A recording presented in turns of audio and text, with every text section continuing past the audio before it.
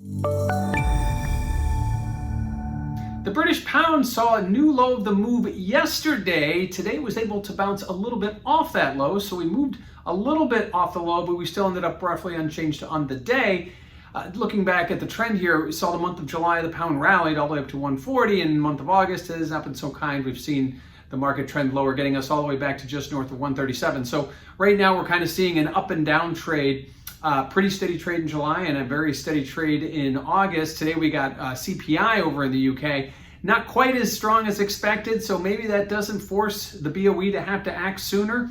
At this point, we'll keep an eye on inflation. Obviously, we watch inflation domestically here. It continues to go higher, but not quite so bad over in the UK. Again, inflation coming in lower. Bank of England meets again in September 23rd. That's the same week that the Fed meets. But before all that happens, all eyes are on Jackson Hole, where the global central bankers of the world will meet and discuss and talk about the pandemic and ways possibly and hopefully to get monetary policy back on a more normal path off the zero interest rate bound. But again, a lot of this is all dependent on the dollar, which has pushed a little bit higher today off the minutes. The minutes were really a non-event. I think there's some expectations that they may announce something or at least reveal something about tapering or acting and pulling back on some of their policy initiatives. That really didn't happen. We didn't learn anything new from today's minutes that we didn't already know, except for that the Fed remains concerned about any variance in how it might translate into weaker economic growth. So obviously, if the Fed's going to be a little more hesitant, that's going to be a little bit more positive for the pound. And while we didn't see the pound extend higher, we did see it stop going lower. So that might be one way to look at it. Again, we continue to see that trend move lower, but we did not extend to lower lows today.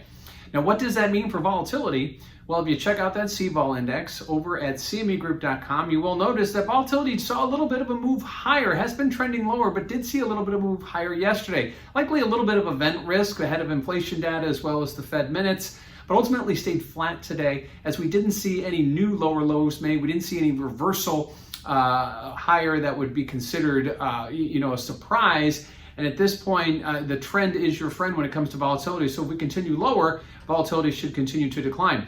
That being until we get to a certain level. And right now, 136, which is well below the current pound mark, it seems to be the level that if you get below that, you're going to break out of the range. That 136 to 140 range we've been trading in since the beginning part of July, that would be a level that would cause some alarm. So keep an eye on that 136 level. But volatility didn't see a whole lot of activity today after pushing a little bit higher on Tuesday.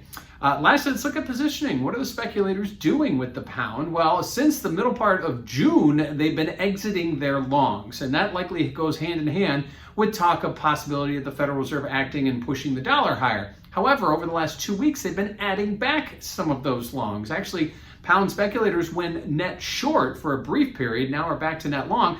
But ultimately, maybe some more questions out there about this variant and about how it's going to affect economies globally. And at this point, maybe the Fed may have to take a bit of a pause here and wait a little bit longer than the market anticipates or move slower than the market anticipates. Again, it's all reactive to the dollar, and that's what we're seeing. Perhaps some of these speculators covering their shorts, essentially being flat now, waiting for the next catalyst event. Whether that comes from the BOE side or whether it comes from the Fed side, we have yet to see. But ultimately, the market wants more information before making a decision, seeing positions reestablished, whether it be short or long at this point. So the pound continues its decline, but stopped making lower lows today for the moment on minutes that weren't all that market surprising. Waiting for the next hit moment likely will be the August Fed symposium out of Jackson Hole.